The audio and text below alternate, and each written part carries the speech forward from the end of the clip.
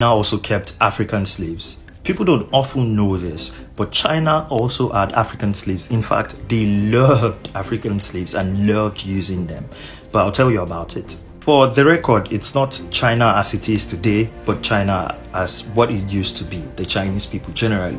So for a very long time, the Chinese people didn't have contact with Africa, except for a time where they supposedly or allegedly delivered gifts to many parts of the world. But that's a story we'll get back to. The Chinese didn't have contact with parts of Africa for a very long time. Until the 7th century, where in the 4th century, the Chinese people began to meet Africans rapidly for the first time. And guess who facilitated it?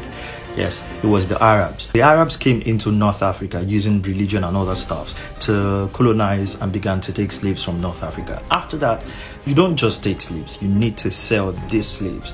The Arabs began to sell the slaves to the Chinese. On getting to the Chinese market, people who were taken from Africa and turned into slaves became exotic slaves because they could do more in a shorter period of time. The China people, or Chinese people, fell in love with the whole idea of African slaves. They called them Kunlun.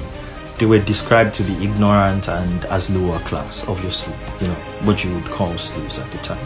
The Chinese people became more interested in African slaves during the Tang and the Song dynasties, which is where people get the misconception that black people ruled China at some point, especially during those dynasties. That is not the case. Being an exotic slave means that you could only be afforded by the wealthy, and that was why African slaves were depicted close to wealthy people in China during that time. And as such, people may have gotten the idea that they were actually wealthy in China. They weren't. They were actually depicted close to the wealthy because they could only be afforded by the wealthy.